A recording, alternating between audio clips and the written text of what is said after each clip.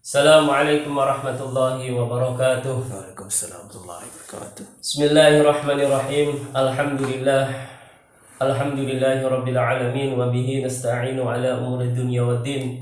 Wassalatu wassalamu ala asyrafil anbiya'i wal mursalin wa ala alihi wa ashabihi wa man tabi'ahum bi ihsanin ila yaumiddin. Amma ba'd. Syukur alhamdulillah. Segala puji bagi Allah, senantiasa kita selalu bersyukur kepada Allah atas segala limpahan rahmat, taufik dan hidayah, kenikmatan-kenikmatan yang lainnya, nikmat sehat.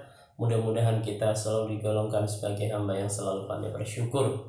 Tak lupa kita selalu bersolawat kepada baginda Rasul Sallallahu Alaihi Wasallam dengan untian doa Allahumma sholli ala sayyidina Muhammad. Mudah-mudahan kelak yaumul qiyamah nanti kita diakui menjadi umatnya dan mendapatkan syafaatnya. Amin ya rabbal alamin. Jamaah yang dimanapun berada, mari kita lanjutkan kajian kitab Safinatun Najah dengan kemarin membahas masalah fasal atau membahas tentang masalah sedikit-sedikitnya haid yang kita lanjutkan sebagai fasal berikut.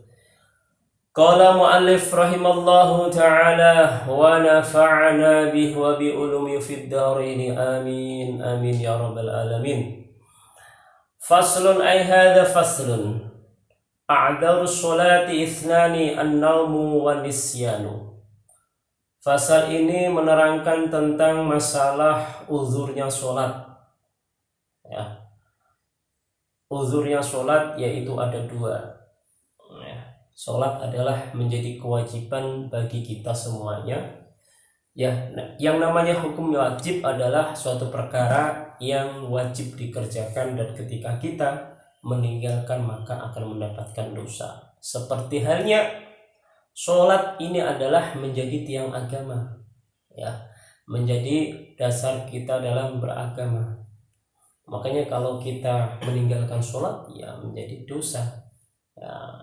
Dalam fasal ini menerangkan tentang uzurnya sholat, yaitu isnani, ada dua. Uzur dalam sholat yaitu ada dua. An-naumu yaitu tidur, wa nisyanu dan lupa. Nah, bagaimana hukumnya bagi mereka waktu sholat tapi tidur? Nah, ini perlu dibahas karena apa? Ini menjadi uzur.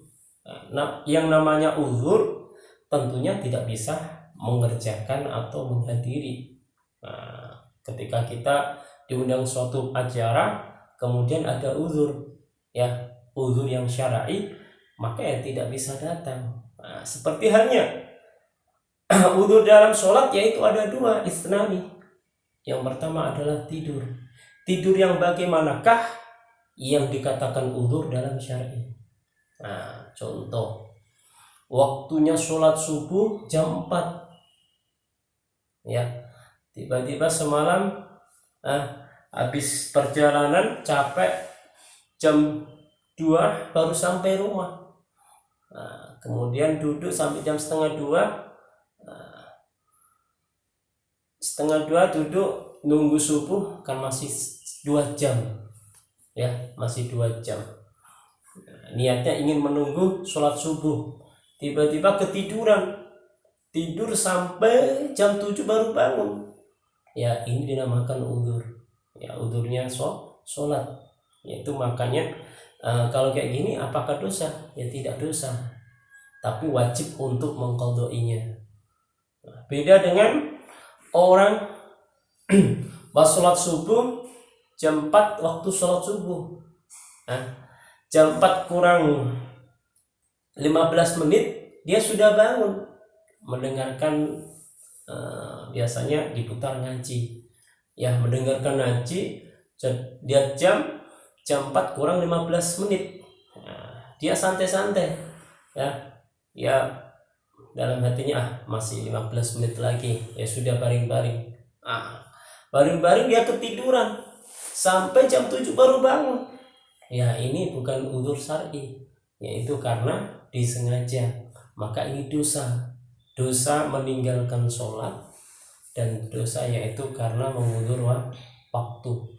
Beda dengan yang pertama ya, karena apa? Uzurnya syar'i atau bisa juga ya tidur jam 8 malam atau jam 10 malam, niatnya sudah niat mudah-mudahan jam 5 bangun atau jam 4 bangun waktu subuh, ia ketiduran sampai jam 7 baru bangun, ya ini namanya udzur dalam sholat. Maka dalam ini ya tidak dosa, tapi wajib untuk mengqadai sholat. Sebagaimana sabda baginda Rasul sallallahu alaihi wasallam, qala idza raqada ahadukum 'ani sholati aw ghafala anha falyusallaha idza dzakaraha fa innallaha yaqulu aqim as-sholata li dzikri, rawahu Muslim. Ya.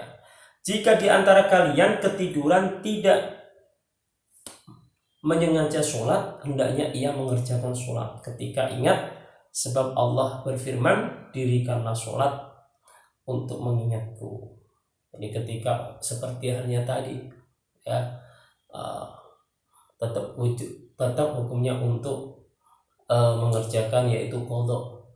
Niatnya bagaimana? Usolli fardhu subhi raka'ataini qadhaan lillahi ta'ala.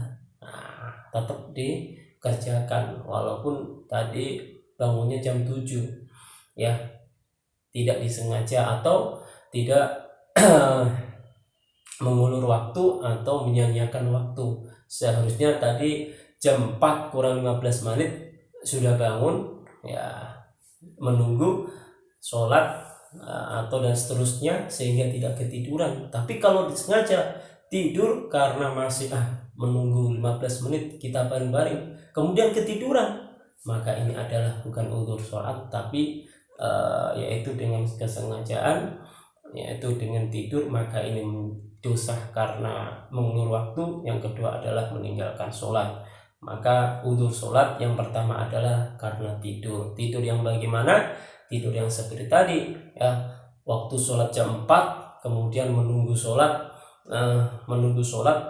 jam habis perjalanan jauh capek, jam 2 baru sampai rumah.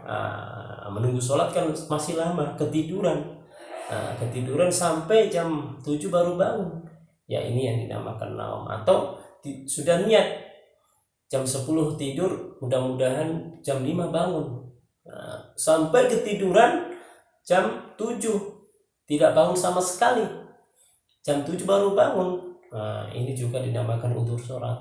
Intinya adalah tidak keteledor dalam waktu, ya tidak menyanyiakan waktu ketika pas waktu mau sholat, sudah tahu waktunya sholat, waktunya untuk mengerjakan sholat, tapi ia mengulur dengan kesengajaan tidur, maka ini mendapatkan dosa meninggalkan sholat dan dosa karena meremehkan waktu. Maka ini bukan udzur sholat.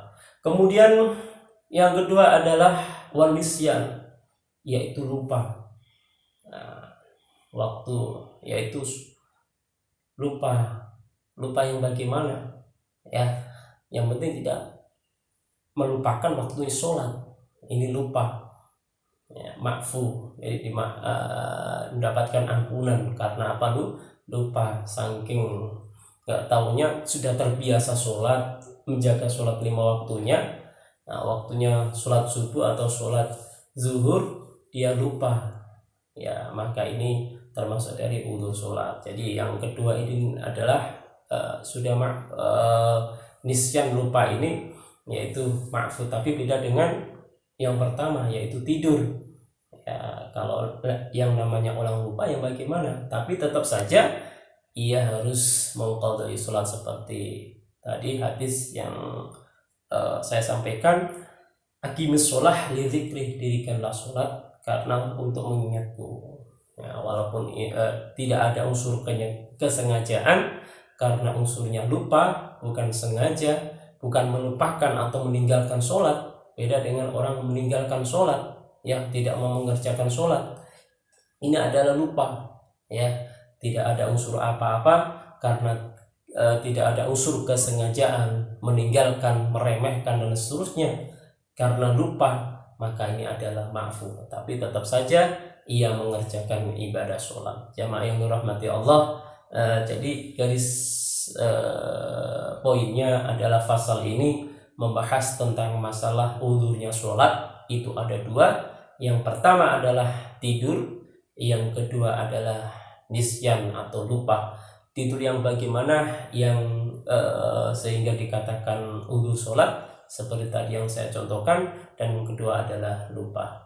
Mudah-mudahan kita dijaga oleh Allah Subhanahu wa taala sehingga kita bisa mengerjakan kewajiban kita dan kita tidak menteliterkan waktu dan tidak menyia-nyiakan sholat yang telah diwajibkan oleh Allah Subhanahu wa taala. Sudah banyak dalil Al-Qur'an yang menunjukkan kewajiban sholat.